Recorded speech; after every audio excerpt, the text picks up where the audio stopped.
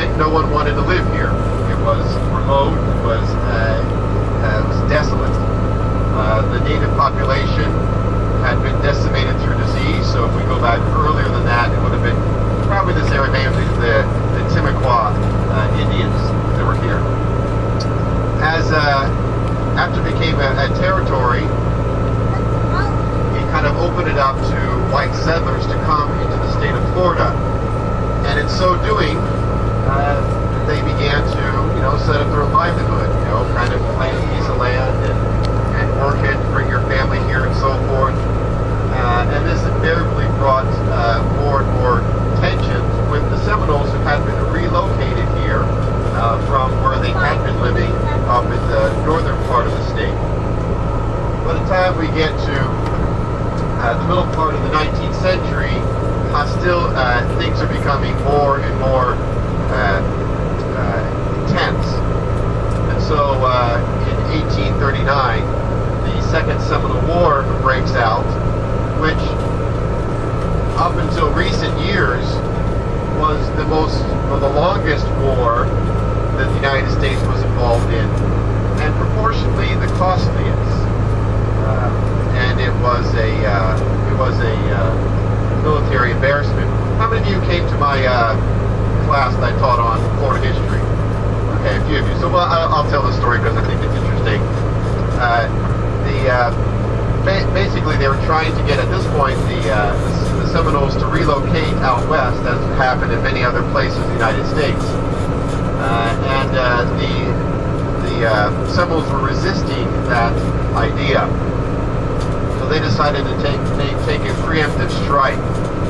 So in December of 1839, Major Francis Dade was leading a column of men from Fort Brooke, which is today Tampa, to Fort King, which is today Ocala, because that was really where the center of tensions were in the Ocala area.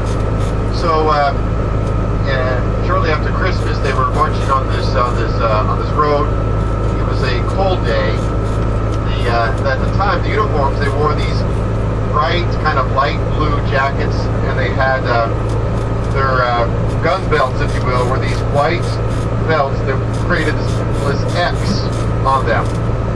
And they had a big, metal medallion in the middle there, part of the uniform.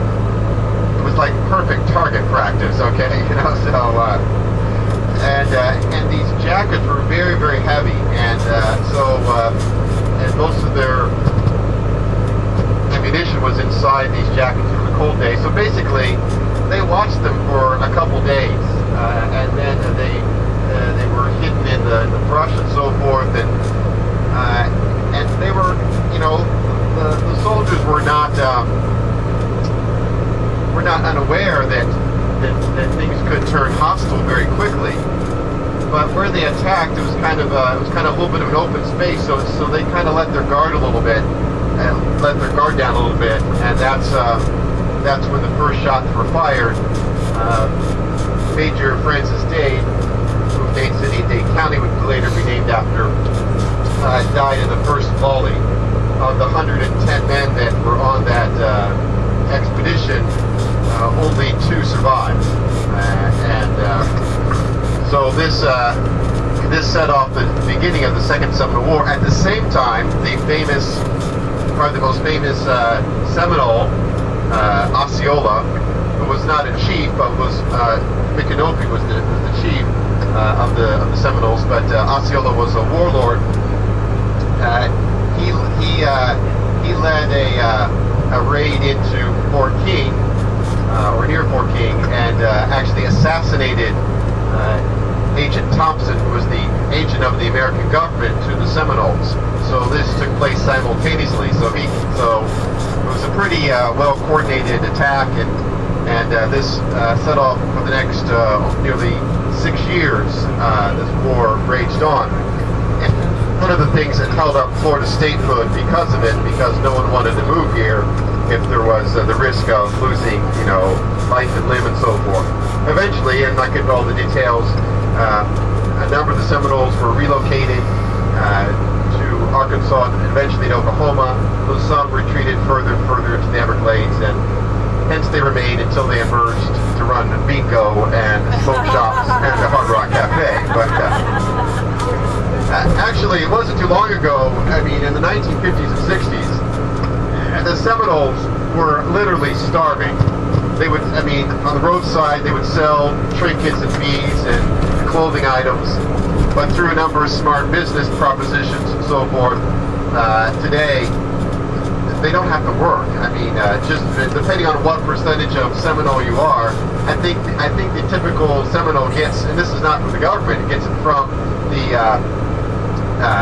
their proceeds from the Hard Rock franchise and so forth.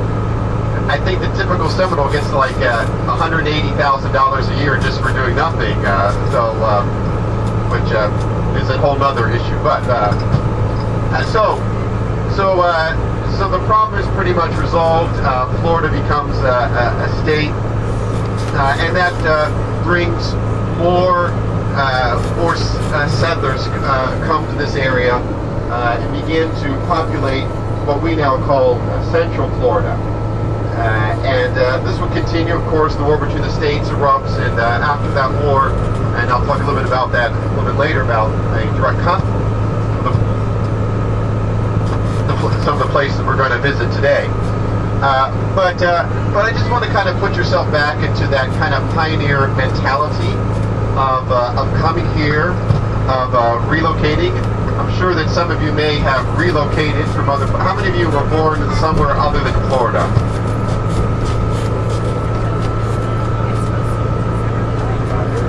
How many native Floridians on this bus? Okay.